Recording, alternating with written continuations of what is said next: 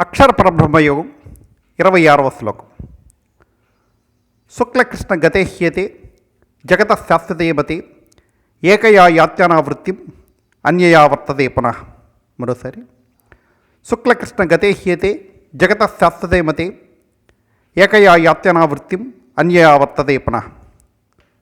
శుక్లగతి అంటే వెలుగు నిండిన దారి, కృష్ణగతి అంటే చీకటి నిండిన దారి అని తెలుసుకున్నాం. శుక్లగతిలో ప్రయాణం అంటే జ్ఞానవంతమైన ప్రయాణం, దాని ఫలితం మోక్షం. కృష్ణగతిలో ప్రయాణం అంటే కర్మాసక్తి పోకుండా శరీరం వదలడం, దానివలన మరల భూమి మీదకి ప్రయాణం, పుణ్యానికి తగ్గ భోగాలు, పాపాలకు తగ్గ బాధలు భారాలు అవి అనుభవించడానికి తగ్గ శరీరం ధరించడం, పునరావృతం. కేవలం పాపాలు చేసిన వాళ్ళే మళ్ళీ మళ్ళీ పుడతారనుకోవడం పొరపాటు.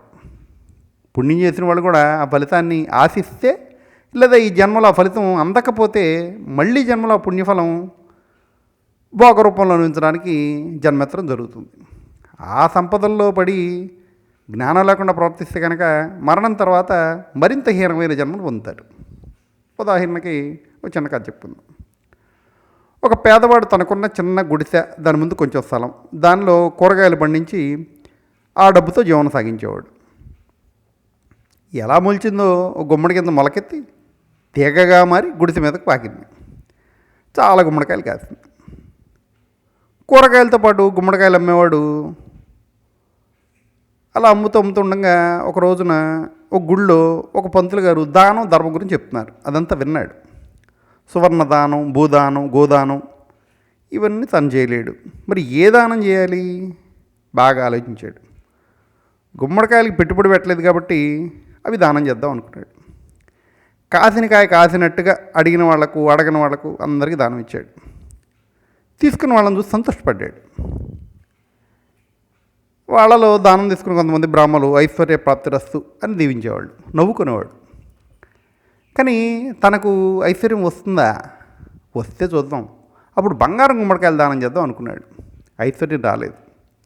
కానీ కొన్నాళ్లకు అతను మరణించాడు. మళ్ళీ జన్మలో ఐశ్వర్యవంతుడిగా పుట్టాడు. దానాలు ధర్మాలు చేసేవాడు. ఒక రోజున పూర్వజన్మ జ్ఞానం కలిగింది. బంగారం గుమ్మడికాయలు చేయించి దానం ఇవ్వడం మొదలుపెట్టాడు.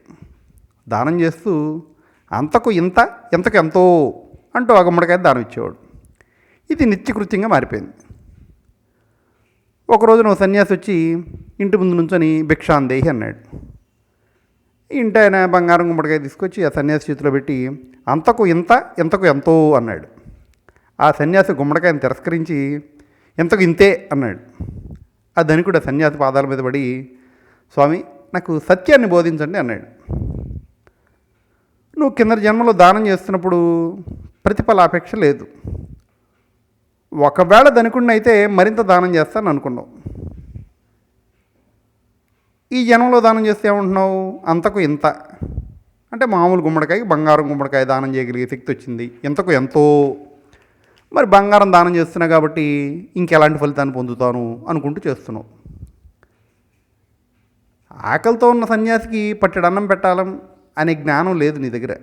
అది మానేసి నీ ఐశ్వర్యాన్ని, దర్పాన్ని ప్రదర్శిస్తున్నావు. కాబట్టి ఇంతకు ఇంత మాత్రమే పొందుతావు అని చెప్పాడు.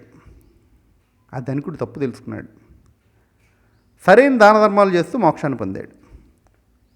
దానం ఇచ్చేటప్పుడు కృష్ణార్పణం, శివార్పణం అనడం వల్ల సరైన ఫలితాన్ని పొందుతాం.